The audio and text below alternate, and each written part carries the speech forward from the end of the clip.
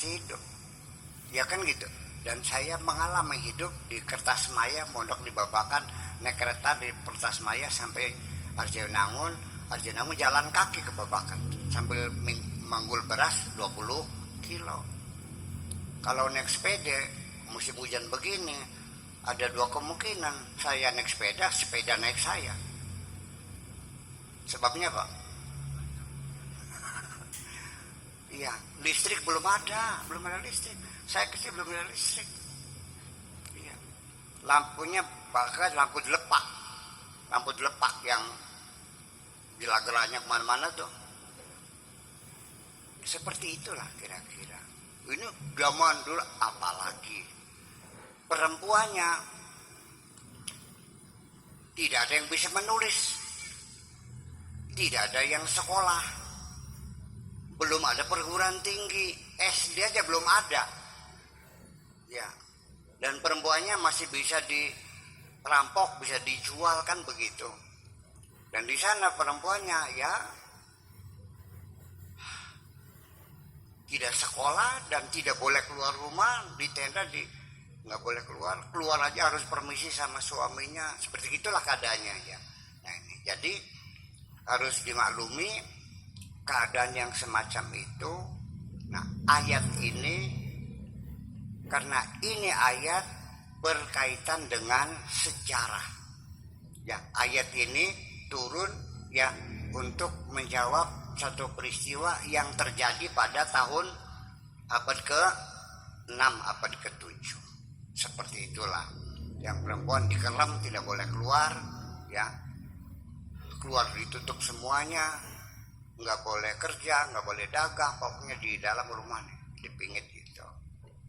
Nah, makanya ayat ini bagi orang yang berpikiran maju akan melihat ayat ini adalah sepihak, hanya dari sudut laki-laki. Betul nggak? Dari pihak laki-laki melihat perempuan. Laki-laki namanya fa'il, perempuannya namanya maf'ul. Jadi perempuan hanya sebagai objek, tidak pernah dilihat dari pihak perempuan. Kan begitu? Dan di sini tidak berlaku mafhum mukhalafah.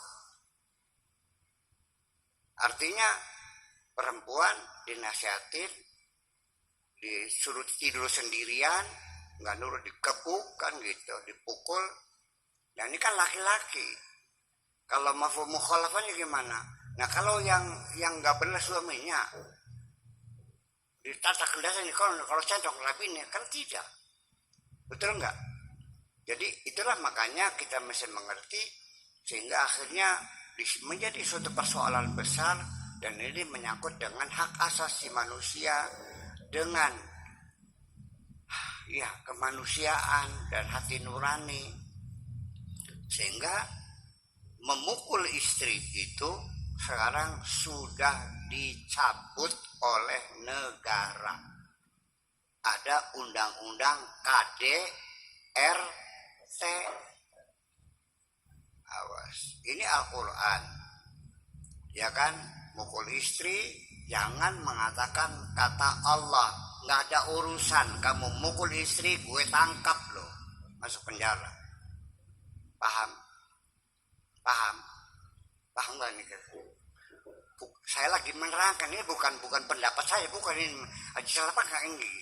Ini bukan saya lagi membaca istilah pertarungan ya kan, antara kemanusiaan, hak asasi manusia dengan teks-teks Al-Quran yang diturunkan menjawab peristiwa pada abad ke-6.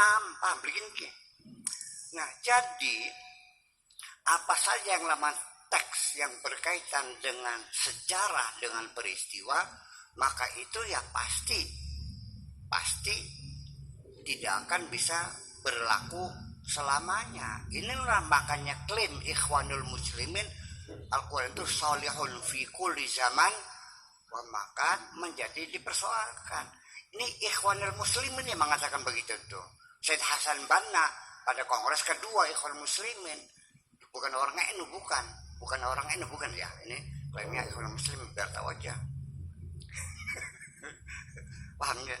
Nah, di situ akhirnya para ulama juga apologize, artinya mujamalah untuk supaya mempertemukan teks Al-Quran dengan tuntutan dunia tentang hak asasi manusia, tindak kekerasan dalam rumah tangga yang disorot di dunia.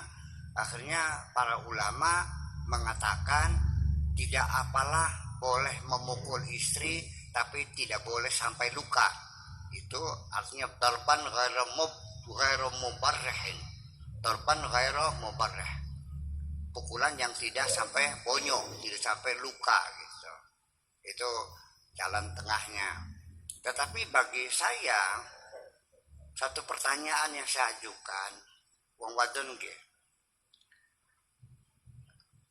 Lamun umpamanya suamimu memukulmu, tidak sampai luka, pah gitu kan, nggak luka nih, sakit hatimu hilang nggak? Sakit hati nggak? Mungkin pipi tidak sakit ya, tapi hati sakit nggak? Lebih hebat mana, sakit muka apa sakit hati? Ini persoalannya. Jadi ya artinya itulah makanya saya ingin melihat bahwa dalam memahami ayat-ayat Al-Quran ini jangan terlalu tekstual ya, tapi kembali kepada maqasidus syar'i, maqasidus syar'i. Apa garis besarnya, tujuan pokoknya, bukan perincian secara tekstual itu. Sebagai satu contoh, Kanjeng Nabi itu menganjurkan umatnya supaya bersiwak, betul? Nah, pada zaman itu siwak itu dibuat dari kayu elk, ya sekilan, terus dipukul-pukul ujungnya, lalu keluar serat-seratnya seperti sikat kan gitu. Nabi siwak setiap hari. Malah Nabi mengatakan kalau tidak memberatkan akan kuperintahkan umatku untuk bersiwak setiap akan melakukan salat. Laula an asyqa ala ummati la amartuhum bisiwaki 'inda kulli salatin. Nah, di sini ada yang pemahaman tekstual bahwa yang disunahkan itu adalah siwak. Ya kayunya harus kayu siwak, ya kan gitu. Harus dikecek-kecek dan untuk bersiwak. Selesai. Jadi kalau pakai sikat gigi boleh nggak pakai Pepsodent? Ya nggak bisa, harus pakai siwak. Nggak boleh pakai siwak ya siwak.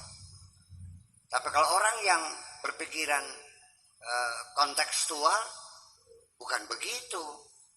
Yang penting adalah Nabi menganjurkan kita bukan siwak ujung-ujungnya, menjaga kesehatan gigi, itu persoalannya.